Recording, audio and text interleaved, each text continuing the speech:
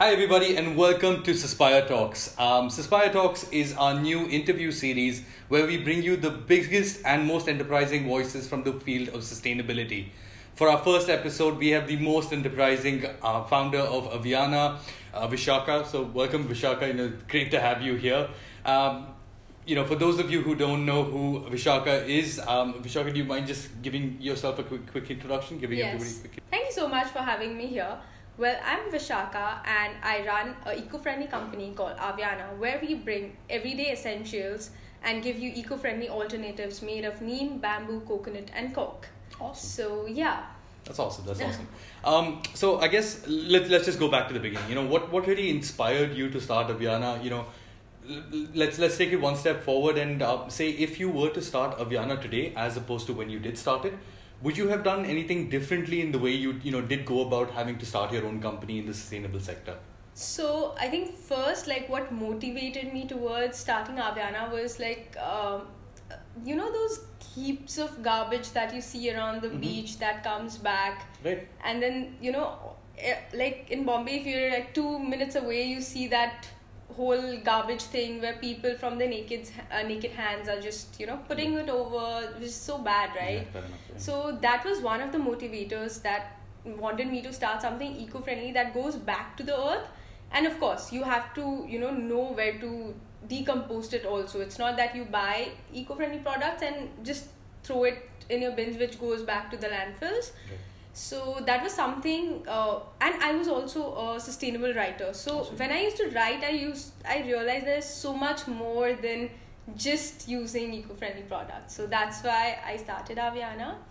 And something that I would love to do differently back then was maybe start a little early. Sometimes I feel like if we would have done these things a little early, by now we would have had bigger impacts. But yeah. Fair enough. I think, just going on to the question, to what you just said, maybe I should have started a bit earlier. So I guess for everyone in the whole sustainability sector right now, it still feels like, people still need that education. Correct. or they still require that push in order to, start buying consciously or, buying eco-friendly products. So, what kind of challenges or, challenges did you face when you first started Avyannaa, which, you didn't, account for per se? So I wanted to build a community.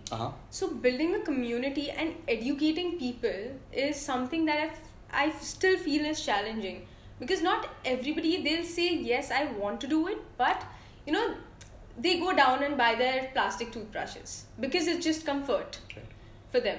But creating more awareness and educating them has been a more difficult and they also have a perception that eco-friendly products are expensive when they're not. I think even you know that, right? Okay. They're not. They turn out to be in a longer run more cost effective than the ones that we are using. But I think that's the consumer behavior people go through. Right.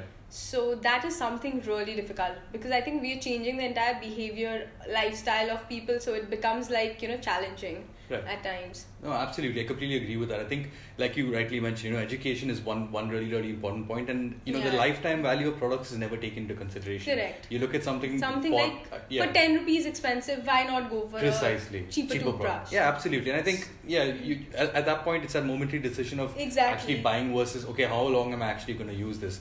I guess now that we are on the topic of consumer behavior, can you just give me some insight into what you think as a consumer can actually help one actually move on to a sustainable lifestyle? What can actually catapult you to moving towards a sustainable lifestyle? So I think something that could be is being conscious when we buy, and to be very honest, be minimalist.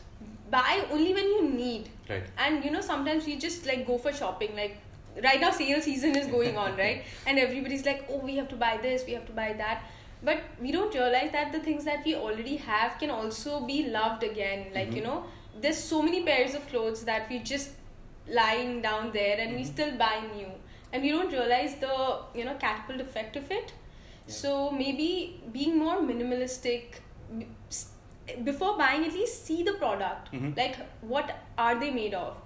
What harmful chemicals they're using, because sometimes the products are made of some they don't know the scientific name of it, the consumers, and the brands are putting it out, right? Yeah. So they don't know how harmful the chemical could be. Yeah.